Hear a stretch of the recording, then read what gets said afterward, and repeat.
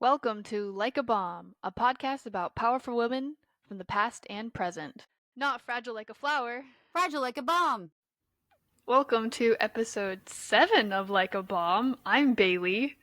I'm Jill, her mom, in the middle of a yawn when the countdown hit. So, And the kittens are waking up. I see Brody giving himself a bath now.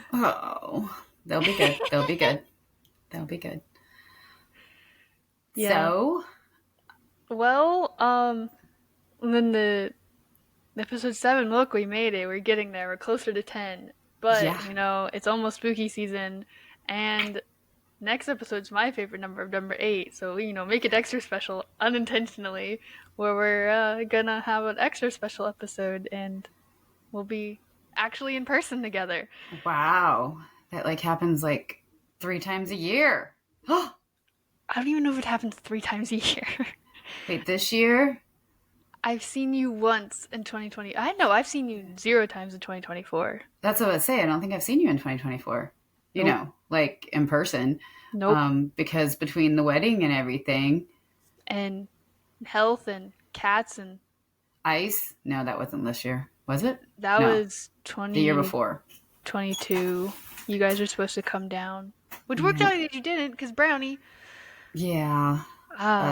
Yeah, I was looking at pictures of them. And I remember Mister being a lot more gray. And I looked at the recent pictures and he's very much just like a brown tabby. And and my tattoo of him, he is gray and brown because he is gray and brown. Well, I found the kitten picture and he was very, very gray as a kitten, and how much his fur has changed. I think he got darker. He got darker. He got more brown and less gray as he got older. Very much in his old age. But he definitely wasn't as brown as Brownie. No, Brownie was a soft brown. Mister was a dark brown. And then, all of our cats. Lots and lots of cats. Yeah, socks didn't change at all. Brownie got a little bit more white on his chin and his face as he got older. Well, Birdman over here, he has 3 or 4 white hairs and everything else is black, even his whiskers and his eyelashes. He's got a couple white hairs, but Finn, for being an orange cat, has couple 3 little spots where it's just that little, it's like a dot of all things, and that dot are black hairs. They're switching. Yeah. They're becoming one. Yeah. I wish I could get them to wear their bow ties a little longer, but they're cats and they don't want to wear bow ties. No. But I like it when they're fancy. Yeah, maybe I'll torture them when I see them on Thanksgiving. Be like, heh. Just like we did with the babies when we grew up putting them in baby doll clothes. And then American Girl baby dolls and baby clothes. So no one knows we're putting them in Barbie clothes. Yeah, I mean, there was really I think some of the stuff was baby doll clothes from when I was little, because they were my baby doll clothes. Yes, some things that actually fit cats. We weren't squeezing them to death. They were just why are we in clothes? And socks, up until his last Christmas, also hated wearing sweaters, and Piper would put him in sweaters. Yep, and he would play dead and collapse. Well, yeah, he's walk a couple feet and is. Yep. But, well, my boys aren't going to know what to do when there's all these people in the house. They're very, very confused. It's okay. They're fine. They'll be fine. They'll get used to it. We still need to get those flights. Yeah, I made the schedule for all the building stuff at school through February, because I need to know about something else. But I'm looking at all of these dates, and I don't think I'm working too much. Okay. Your grandma's funny. You're going to rent a car? And I'm I'm pretty sure between the 3 of you guys with a car and how much you go around and about, I don't think I'll have a problem. Yeah. Plus, I don't know. I have to look at my schedule, but I don't think I even have school Wednesday. Perfect. So, I don't know. I'll have to look. Okay. My building's not even open, I think, Wednesday, Thursday, or maybe that Friday. But, I'm not working anyways. I don't know. I haven't. I got to make it through School started with kids. I made it through, survived 1 week with kids. Yay! Actually, the kids have I been survived a pretty very good. impromptu D&D campaign. Did Well, you see the message? I did see the message, and I was like, "What? Huh? Yeah. So you know And how I that's woke up? Saturday." Yes. Okay. So it was a very magical day all around because not only did I have those weird like magical world dreams and waking up failing to attempt casting wall of fire in said dream, it carried on. I think I told one of the friends, either Connor or Tori, but like I had this dream and it was like, oh well, we want to play D&D, and I'm like, so I asked the other group, and he want to do impromptu D&D, and well, in case any friends and I redo the impromptu, I'm not gonna do what it was based off of. I'm not gonna say, but it went okay enough. We had one friend who never played and one who's very very experienced, so it was a bit chaotic in that regard because I over DM'd the very experienced one, and he wasn't happy with me. Trying to make it a little bit more fun for the new one because they didn't know what they were doing, and I didn't take a good look at their character sheet in the middle of battle, but that battle kind of got. But it was still well balanced. It went well. Storyline, pretty good 3 hour one shot. Not only is this a podcast for women by women, this is also a podcast by nerds. And mentally ill. If the ADHD tangents haven't. Oh, and whew, how many years was I in speech? First through fourth grade. People that can't speak that are giving a speaking based art form. Yeah, I was in speech way longer than I had surgery on my mouth. I went to the doctor and I'm like, yeah, I need to go to the dentist probably about it because like my left jaw is constantly popping and it's loud and sometimes really painful. And it's like, yeah, you got teamed in. I'm like, I already knew that, but I gotta go to the dentist. That's what their specialty is. Yeah, I know. I get my muscle relaxers for that. Well, I get muscle relaxers for a lot of things. I have a crossbite. But yeah, I have a crossbite too and an overbite. I have to have my jaw broken and reset, but who's got time for that? I think I have a slight overbite, but the crossbite's what bothers me, and that's why I have the jaw problem. It's partly because you lay on it and it pushes. Yep. You should lay on your back, and you should have a bite guard. Back. I hate laying on my know. back. Okay, I'd rather lay on my back than my stomach. Okay, well, I don't know. I just want to lay down. Is that an option? Being horizontal is great. Okay, are you ready? Because it's me first. Yeah, I think I'm ready. I think I have all my stuff. Okay. I am going to further prove that we are a bunch of nerds. Well, I'm a dork. I'm not quite a nerd. Oh, okay. I'm not a geek because I don't do tech. There's a little difference. You're already doing tech. You literally code. Yeah, but I don't know what I'm doing. You still do it. Yeah, because I kind of just play with it. I do it. Everybody can do it if they just try. It's not hard. But, I mean, I know it's overwhelming when you see all like options and you're like, because anyhow, I am doing a story kind of sort of about the Pythagorean theorem. Ah, I see. So, if you don't know what the Pythagorean theorem is, because you're not a huge dork like me and spend your career actually teaching it, because I do, it's the last unit we have of the year, the sum of the squares of the two sides of a right triangle is equal to the square of the hypotenuse. Yeah, so it's a squared plus b squared equals c squared. That people usually remember. Yep. That's like the one formula most people remember, which is great if you know what it means. No, Basically, I remember. What is it called? It's the negative b plus or minus the square root of quadratic. Yeah, I know the quadratic because you need it all the time as an engineer, at least in college. You also need it from pretty much the moment you learn it till you're done with math classes. Yeah. Yes. I don't teach the quadratic equation to my students. I know a song.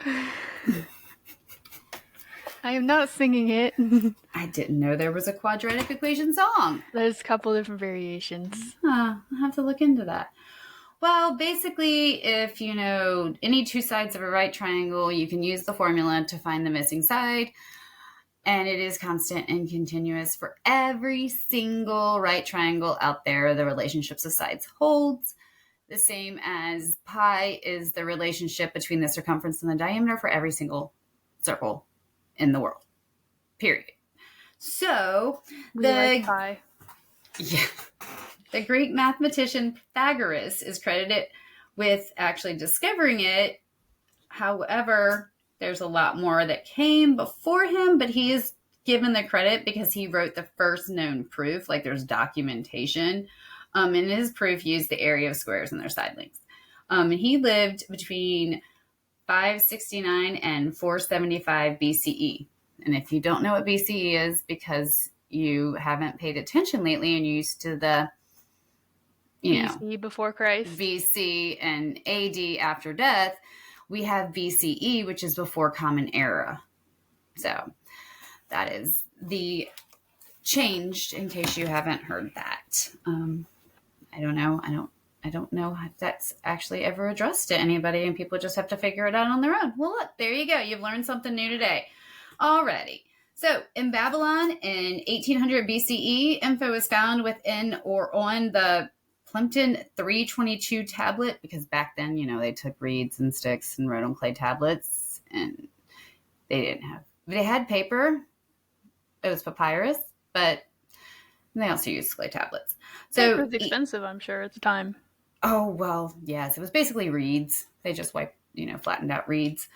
The Egypts have documents of showing the 3-4-5 triangle relationship, which is one of the Pythagorean triples, because if the Pythagorean theorem proves that this relationship holds for all right triangles, then there are a set of three numbers that would make a right triangle, the hypotenuse always being the longest side. Here is my math lesson. An Indian theorem found within between 800 and 400 BCE, and then we have Euclid. And if anybody's had to take advanced mathematics in college and you had to take Euclidean geometry, I feel sorry for you. I did it too. It was horrible. We had 2 grades in the entire class. He wasn't even there for the first couple weeks, and then when he was, I have no idea what he said to us. It was in one of the grades was a group project. It was crazy, and it was Euclidean geometry. That's why I'm glad I only got a math minor. The most complicated. Oh well. The most complicated mathematics I did was from engineering courses. Euclidean geometry, wow. And by the way, you can Google some stuff, but you can't Google a lot because, wow. And it's considered the fundamentals of geometry and mathematics. However, moving with him, Euclid's Elements, which was a book, was done in 300 BCE, and it's the fundamentals of mathematics and geometry, but if you look at Euclidean geometry, it doesn't look like what you know of as geometry in basic school. So beware. It's crazy. It's a lot. And then former president James Garfield in 1876 published a proof of the theorem based on the area of a trapezoid. How did that work? Because the only thing I can think of using trapezoids is when we use trapezoidal rule to find the area under a curve, thus, introducing you into calculus. And so I think it's kind of losing the same thing. I think it's building on one trapezoid. I have not Googled it. I did Google some of these proofs and some books, and I'm crazy expensive. There's some books out there on this stuff that's over $2,000. Why? But I'm sure somewhere there's a PDF out there in the world. I don't know. I didn't look. Not always. My AIAA books I could only buy from AIAA, which means I had to spend the money on those hardcover only. This was a college course because I'm pretty sure I paid for those then. Yes, you did. I still have them with the AIAA. Well, all but one, because I hated controls. I looked up the Pythagorean proposition that was written by Loomis in 1927, and I think it was $800 and some on Amazon. It was like eBay had it for $240, and then some other places had it for like $2,300 and something. And that's insane. Wow. I've never had a college textbook cost more than that. I think the most may have been like $150, and it was at least a hardcover. Oh, I had some that were like $300. But this one is a collection, classification, and discussion of 344 Pythagorean theorem proofs. And however, in the book, Loomis states that you cannot use trig to prove the theorem because overall you would be doing circular thinking, because the fundamentals of trig are based on the fact that Pythagorean theorem is true for all right triangles. So how can you use something that's based off the theorem that you're trying to prove? Because then you can't do that. That's why we get into the postulates and all that stuff. And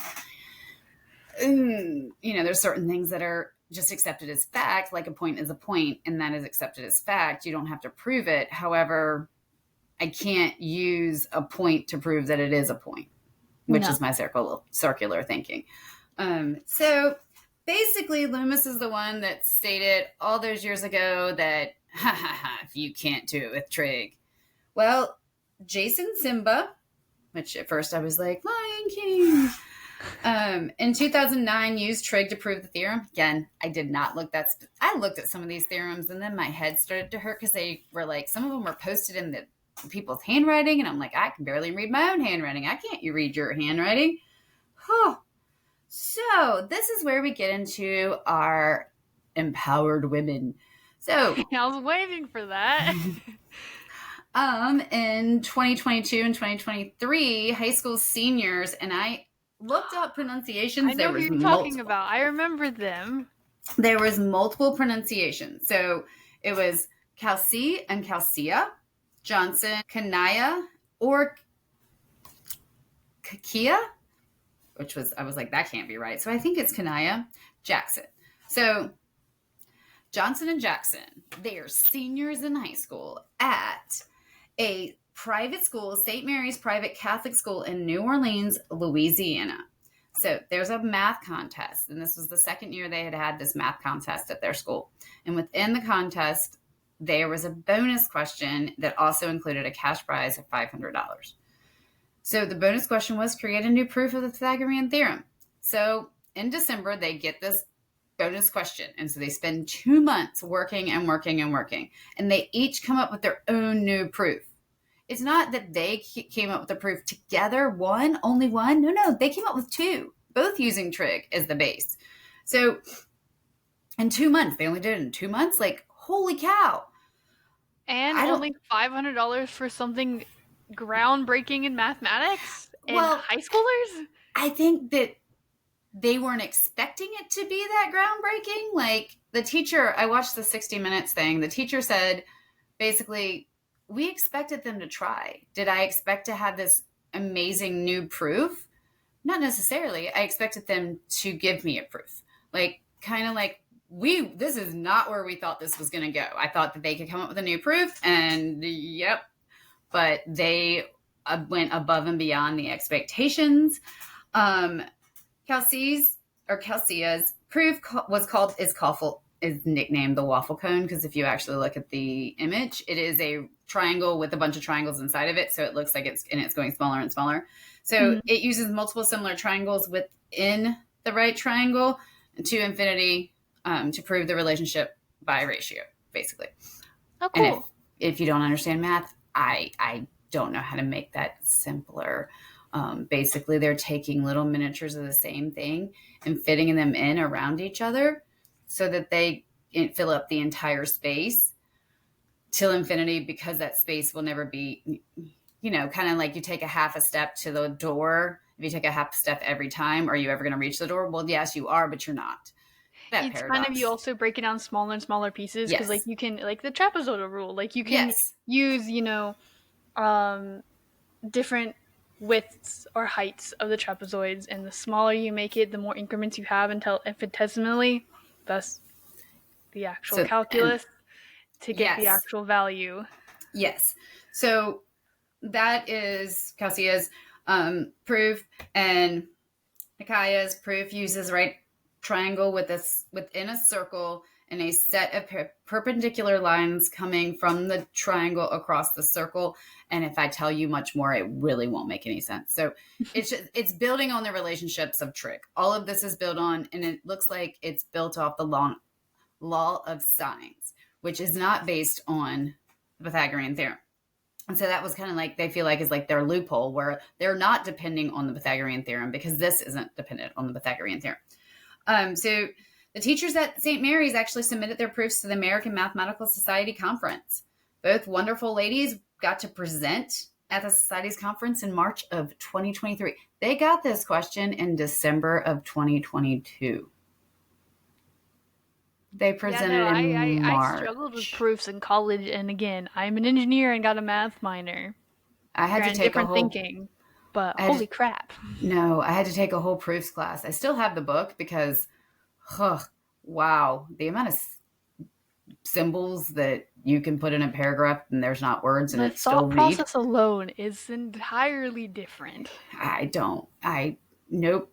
I got the grade I needed to have in that class to move on, and it was a pretty high grade considering it was a tough class. I cried in office hours and I got that solid C that I was about to graduate. And I also very much earned that C, but that way my professor was like, yes, you can graduate. I had to have a B minus. No, I did not, because it was a terminal class and it was the next elective. Yeah, no, I had to have it to take the next class with my degree at State. It was, yeah. I still have that book somewhere. Classes, because that's why I took it my last semester. No, it was a nightmare. So overnight, they were internationally known because this was groundbreaking. I mean, a mathematician came out almost 100 years ago and said, you cannot do this with trig. And nobody has ever been able to, really. There was the Simba dude, not the little lion.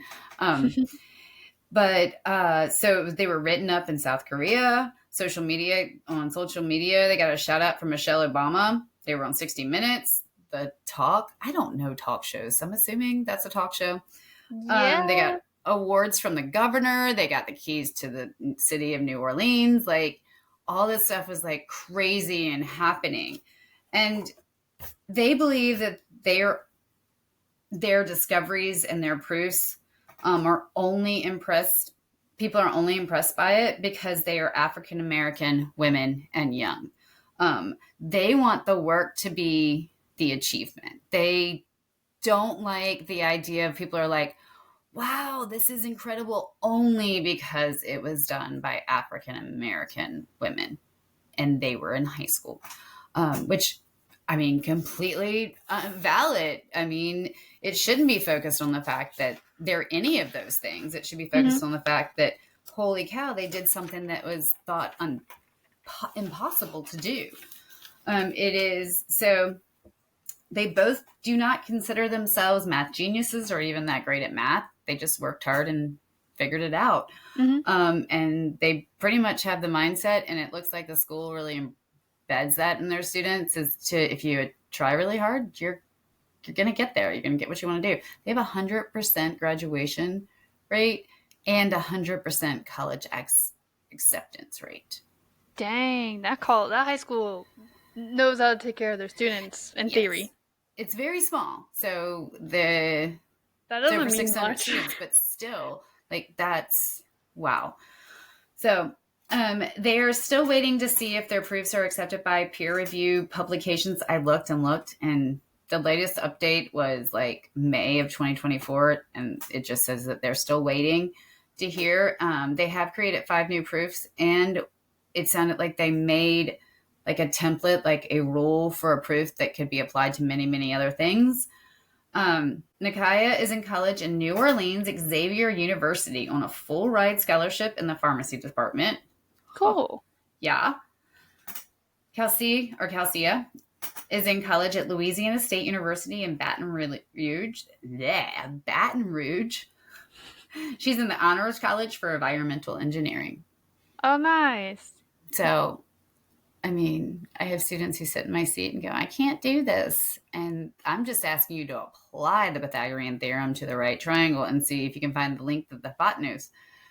And these high school seniors did something that was thought completely impossible. And it's impressive because they really, truly just sat down and worked hard. They're not doing math degrees. Okay, engineering has math in it. Engineering is just math with different thinking. Yeah, and pharmaceuticals is math. but yes. not in the same Not in the same way. vein. Yeah, like what I do mathematically is completely different than what people do when they're just applying math versus what I do with math. I use the foundations of it and the basic definitions, though. But these are young, amazing women that are they're going to blow the world away. They already have 2 incredible proofs and they have 5 more they're working on and a possible rule for creating more. And they're still close by. I don't know how far away the universities are. Not that far, I'm guessing. We got one in Baton Rouge and one in New Orleans. They can't be that far, so they hang out probably. Still good friends. Yeah, I mean, they got to have each other's support because I'm sure they're overwhelmed with everything too. Not only are they doing, like, the world knows them. I mean, the world's scary. I don't want the world to necessarily know all things about me. Exactly why we're being vague on certain things in our, all access public podcast. Forum. Yeah. So, Scary. that's my lovely story for this week. And it's inspirational. I'm going to tell my students all about it. Well, I may wait till we get to the Pythagorean theorem just because it's relevant and they may listen better. Maybe. Now, the one thing I don't think we mentioned on this podcast yet is that we both pick stories at random to tell the other without the other knowing until we say them.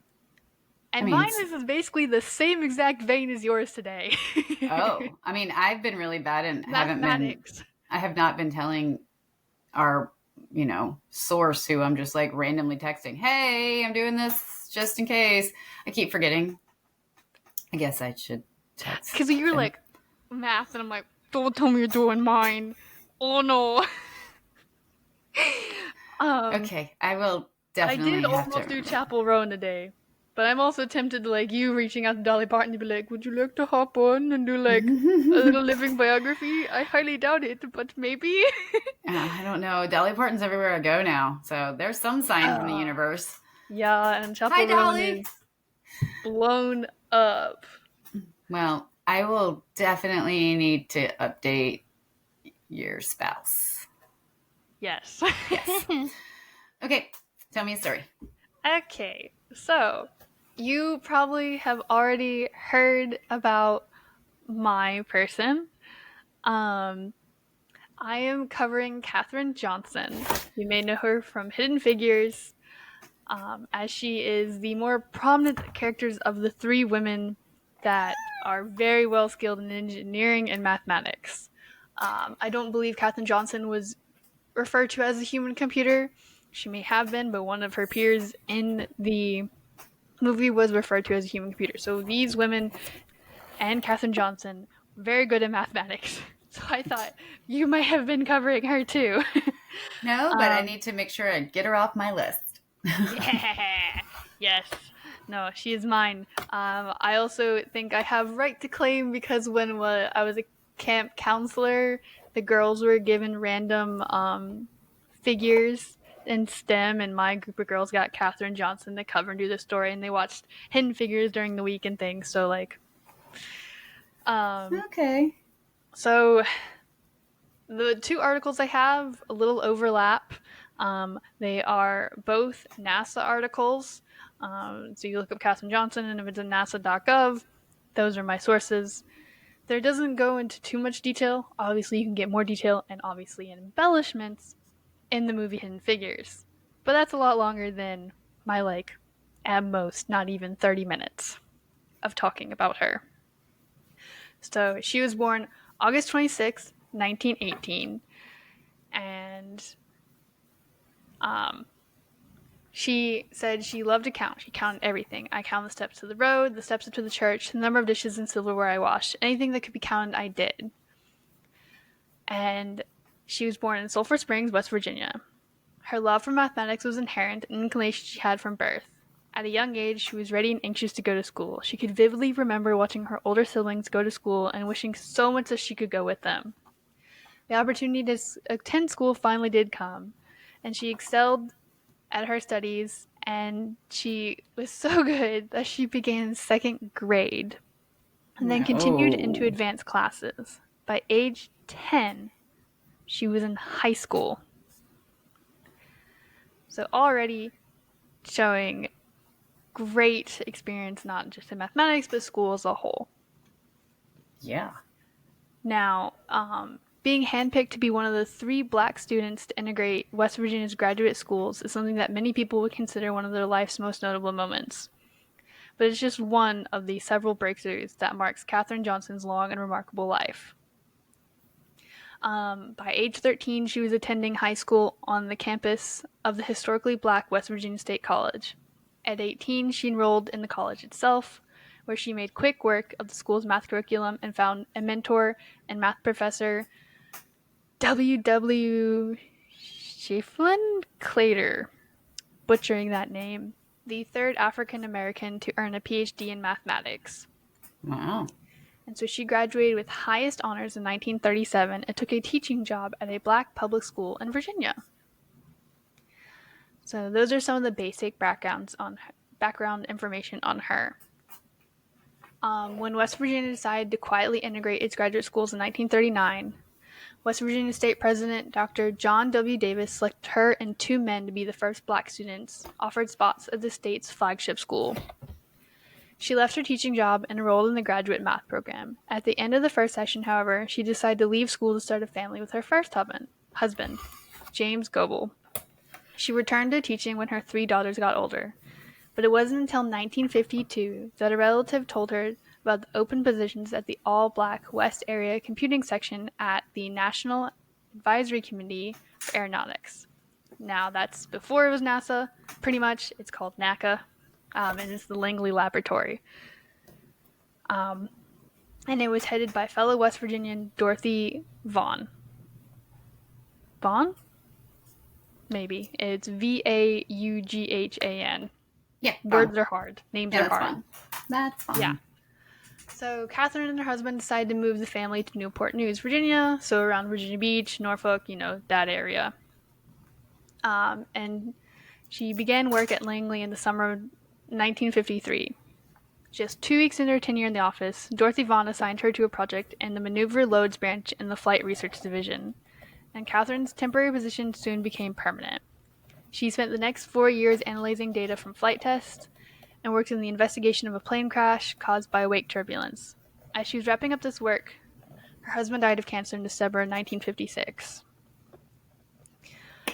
In 1957, launch of the Soviet satellite Sputnik changed history and Johnson's life.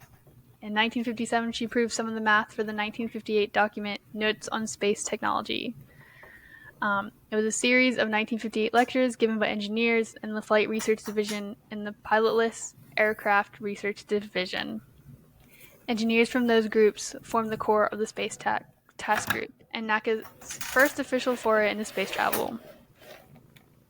Johnson, who had worked with many of them since coming to Langley, came along with the program. She's already proven she's an integral part of it greatly at this point, and I don't even think she has done her biggest achievements yet.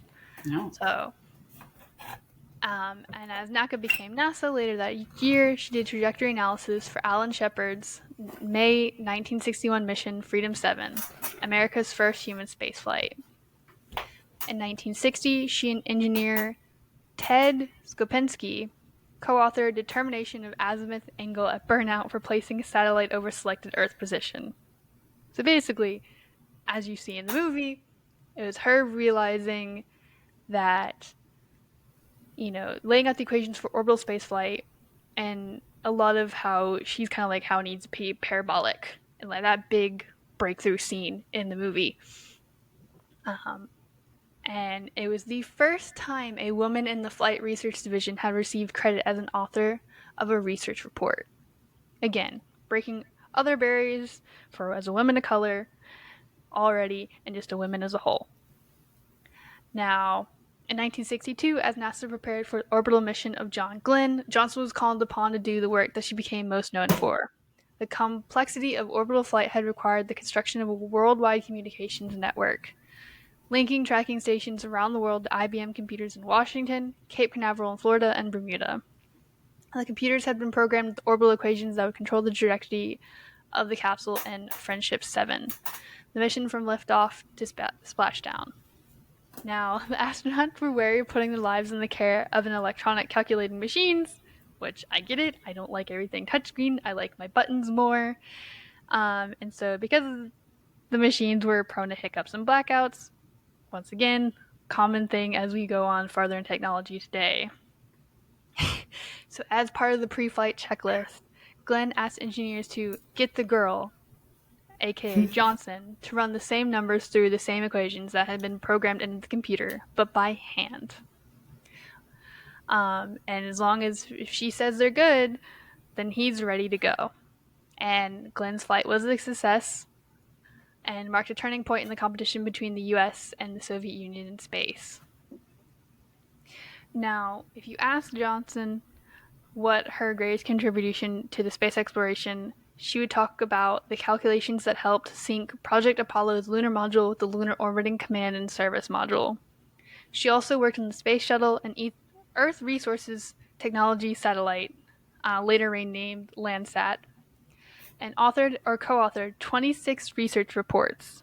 Wow. She retired in 1986 after 33 years at Langley, and she loved going to work every single day. In 2015, at age 97, Johnson added another extraordinary achievement to her long list. President Obama awarded her with the Presidential Medal of Freedom, America's highest civil honor. And she died on February 24th, 2020. And NASA Administrator James Bridenstine said, "Our NASA family is sad to learn the news that Katherine Johnson's passing away this morning at 101 years old. She was an American hero, and her pioneering legacy will never be forgotten." Now, lots of just very blunt, straight to the facts of her career. And honestly, 33 years and loving every single day, good for her. Yeah. I want to love going to work every single day. I love what I do. I really do. Yeah, but it's hard because there's so many other things you could want to do, or sleep and other things too. I mean, it's just anytime there's people involved, lots of things can go awry. That's all. Yes. So 33 years, that's impressive, especially in Langley. And not to mention, she lived to be 101 years old, all while doing all sorts of great things. So the other article that I found especially interesting of Katherine Johnson that isn't as blunt, just kind of listing most of just her achievements with a few notes in it, is more just her different lessons that she liked to teach and live by. So I'm not going to go into the nuances of each one because some of them are rather long. But some of those lessons was love learning, follow your passion, accept the help you're given and help others when you can, follow new leads and don't give up, keep trying, go beyond the task at hand, ask questions, be inquisitive, let yourself be heard.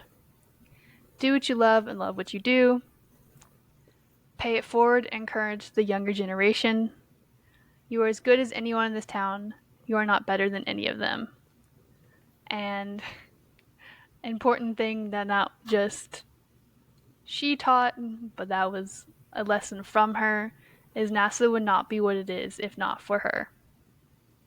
No. So NASA has very simple articles, but detailed enough of how much they loved and adored the impact of her into the space industry and the space race. Because if it wasn't for her, we would have not gotten things done when we did, or at all. Nope. Because her realizations, and granted, I don't know the exact nuances from compared to the movie to real life, but that parabolic realization, who else would have thought about it? Yeah. Or would have been there to know the information to even possibly process it that way. And how long would have it taken them? Yep. No, and I mean, I think it was I don't think it was Russia at the time. I think it was the USSR. Or when did Russia become? It was the Soviet Union to the USSR. The Soviet Union. So So, I mean, like, they were kicking our butt. Yeah, they got Sputnik and they got the first man in space. Yeah. And with Cold War and all that other stuff, like, I mean, it's impressive just thinking those ways, much less being able to do it and Not to continue it. mention other basic hurdles as a woman, and again, back to the movie, it shows her running a mile, I think, every day. Hi, Finn. To go to the closest women's of color's restroom. Yeah. I mean, it's possible that that's, dramatized for the effect. However, But the there's still reality was, segregation. yeah, the reality was still segregation and not even being able to use, like, because the reason I first knew her, or like really learned her information, was when one February, our grade level was picking people that had an impact in the world, Mm-hmm. for Black History Month, and she was one of the ones I picked to put on my door, and like had a picture and then like a short information and all that stuff. And that was Yeah. before I knew anything about the movie. We did watch the movie. I think it was like Field Day a few years ago. Mm-hmm. But I mean, the reality is, this is how life was. Like, Yeah. it wasn't easy. So you're already dealing with extra hard circumstances, and you are still being able to block that out of your mind enough to be able to think the deep thoughts you need to think, which is crazy impressive. But I mean, you just go the basic facts of her, regardless of being a woman or a woman of color in general. She started school in second grade level. She Yep. advanced so quickly, she was a high school level in age 10, and then quickly college, and then became a teacher, and then was invited to be the first woman and one of the first three black students to integrate into a graduate program. Unfortunately, not being able to stick with it because of the tragedy of her husband. But those facts alone, she's very, very good at what she did. She knows mathematics very well. Yep. And she didn't like stop trying. She kept No, going. And she that loved says a it. lot too. That says a lot. And I'd like to have a disclaimer in there. I'm sorry if you heard my cat purring at any point, but he is very happy to have been on my desk for a little while now. And he's just purring up a storm. He also brushed the mic. It was really cute. Yeah, he also put his butt in front of the camera. So, I missed that. I was looking at the article, thankfully. so if anybody heard any of that, that was one of my lovely furry children named Finn. Finn is needy. He's the orange one. He does actually have a brain cell, though. He does. He is so smart. I'm convinced he's like almost to the point where he can open the door. Actually, here he goes. He's going to try. He's I trying. mean, Sock's gonna open the door. Yeah, he's almost there. He hasn't done it yet. We're getting there. I'm going to not be safe anywhere in the house. Well, Socks learned it when he was like a middle-aged man. Well, Finn is still a baby. Finn is still trying. Okay, mommy's busy. Can you give mommy a minute? Well, with that, go do something extraordinary.